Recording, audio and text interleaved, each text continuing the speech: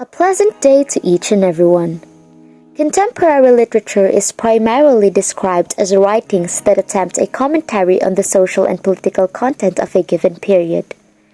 Authors often use their writings to incorporate their given time period and social issues into their narrative in an attempt to teach readers a lesson. I have chosen a contemporary literature from the Philippines, Dekada 70, a fiction novel written by Luwalhati Torres Bautista and was published in 1983. The setting of the novel Dekada 70 was in the Philippines, during the period of martial law under the presidency of Ferdinand Marcos. A little bit of the author's background. Luwalhati Torres Bautista was born on December 2, 1945. She was one of the foremost Filipino female novelists in the history of contemporary Philippine literature. She was best known for her novels Dekada 70, Bata-Bata Paano Ka Ginawa, and Gapo. She was a journalism student at the Lyceum of the Philippines, but dropped out because she had always wanted to be a writer and schoolwork was taking too much time for her. Despite the lack of formal training, Bautista as a writer became known for her honest realism, courageous exploration of Filipino women's issues, and compelling female protagonists who confront difficult situations at home and in the workplace with uncommon grit and strength. With her work, particularly identified with the martial law era and women's rights, she stood up for what she wrote about. Symbolism. Each character in Luwalhati Bautista's Dekada 70 symbolizes something. Amanda, the mother, symbolizes the Filipino people. Julian, the father, symbolizes the government. And the children symbolizes our rights as Filipinos.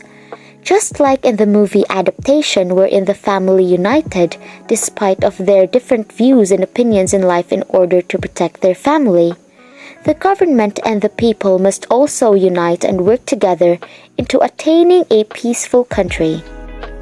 Here are the themes of the novel.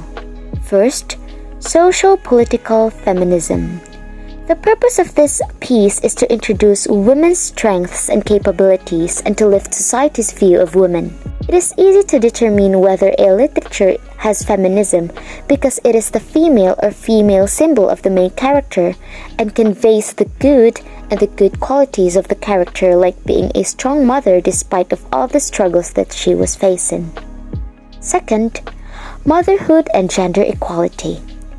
The story highlights the idea that both mothers and the society have the same role in developing the youth to become better citizens. Hence, we can see that even history has changed society by widening each one's perspective in life. The changes in culture and ideologies during this decade moved the social thinking, molding the citizens like the way we are at present. Character analysis. Amanda Bartolome, protagonist. She is a wife to Julian and a mother to 5 sons: Jules, Gani, M, Jason, and Bingo. She is a woman whose life revolves around her family. She is a round character. Julian Bartolome Sr. Julian is the loving husband of Amanda and a kind father and a role model to his sons. He was the protagonist's confidant. Julian Bartolome Jr., the other Julian in their family who is also known as Jules. He is the eldest son of Amanda and Julian Sr.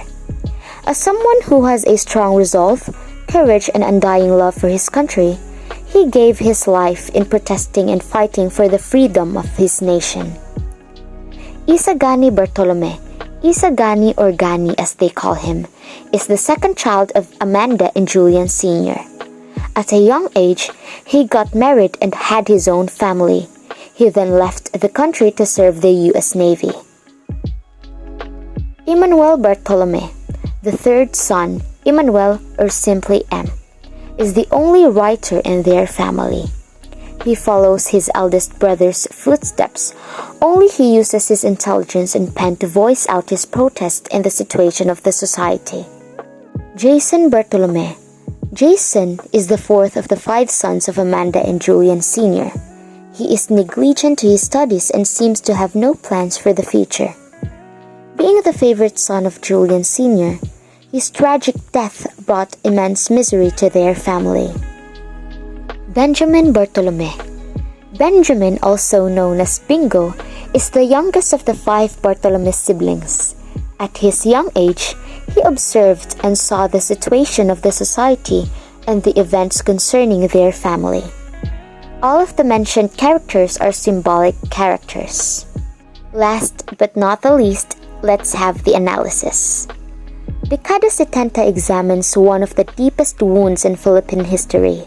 It is the story of a family caught in the middle of the catastrophic decade of the 1970s. It details how a middle-class family struggled and faced the changes that empowered Filipinos to rise against the Marcos government.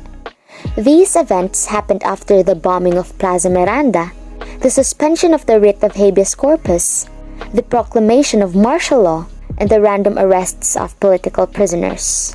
The oppressive nature of the Marcos regime, which made the people become more radical in the shaping of the decade, were all witnessed by the female protagonist, Amanda Bartolome, a mother of 5 boys.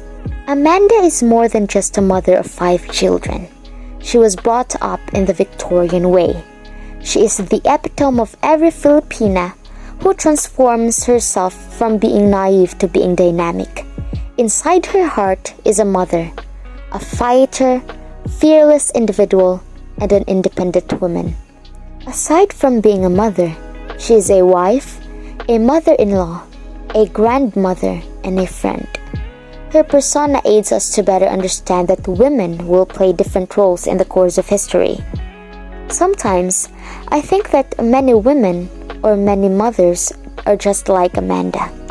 Though they have tied themselves in domestic chores, taking care of the children and serving the needs of their husbands, they transform themselves into women who insist on having a say in decision-making. If there was something I learned from the character of Amanda, it's that women were not made to be subordinates of men's desires, but to be partners, working hand in hand to improve their families' lives. This is the same issue being pushed by many women around the globe: feminism and equality. And this ends my presentation for today. I hope you learned something. Thank you for watching!